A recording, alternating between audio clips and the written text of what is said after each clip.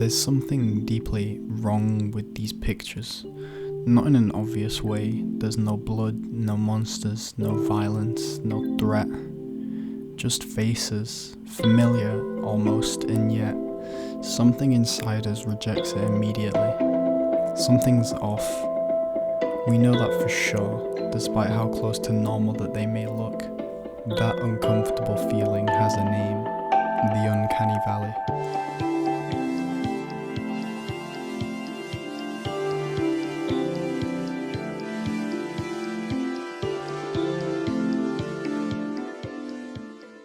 Now, the concept of the valley was first introduced by a robotics professor in 1970 named Masahiro Mori. He noticed that humans feel affinity towards things that look like us, and with this in mind, we created more and more realistic looking human robots, which is when things started to get weird. When a robot becomes too human-like, that affection completely disappears.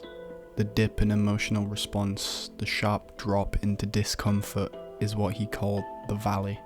It's where things are almost human but not quite, and there's a graph which explains this phenomenon. As realism increases, so does likability, until the curve eventually crashes. To understand the visceral reaction in the human psyche of the Uncanny Valley, researchers at Tufts University designed a simple but revealing experiment. Participants were shown a series of faces. Some were human, some obviously robotic, and some carefully altered to sit in the in-between. They were also provided with a button that can remove the face from the screen if they felt uncomfortable with it. Unsurprisingly, the images that lingered within the almost human zone, too lifelike to ignore but too mechanical to be real, were consistently rejected. Participants instinctively withdrew from them faster and more frequently than from obviously artificial or clearly human faces. It wasn't a matter of preference, it was discomfort baked deep into behavior. This also explains the inherent eeriness of old films like The Polar Express, which never scared me as a kid, but I can't deny the weirdness of the animation in its human yet bizarre look. So why are we wired this way? Why does something that looks so close to human, almost right, feel so completely wrong? Well, there's no single answer, but there's a few theories that rise to the surface. Maybe it's an ancient defense mechanism intending to repel us from corpses or primates which might carry diseases or be a danger. That makes sense for obvious reasons. At the end of the day, we're animals who want to preserve our own lives as well as those around us. I mean, humans are a pretty fragile species, so it does make sense. Another theory ties it to mate selection. We're drawn to symmetry, health, natural movement.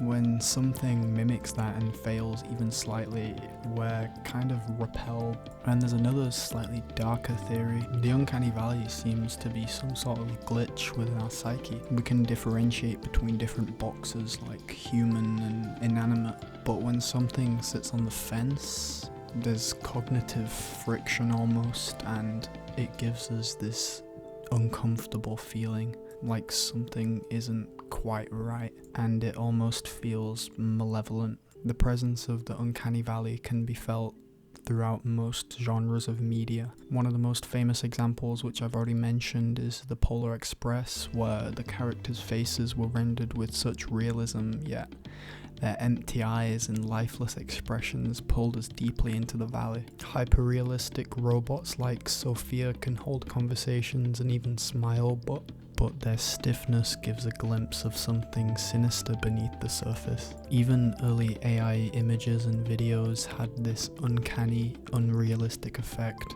but it seems to have gotten so good that it's almost post-uncanny, to the point where them alarm bells don't even go off anymore because it's so close to real life, which is almost even more terrifying. The Uncanny Valley is a phenomenon that most of us have felt personally, even if we didn't know how to describe it.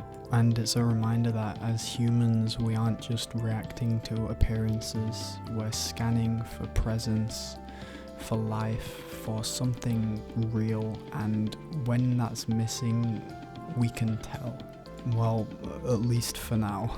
I really hope you enjoyed, and please subscribe and leave a like if you did enjoy this video, and I will see you next time.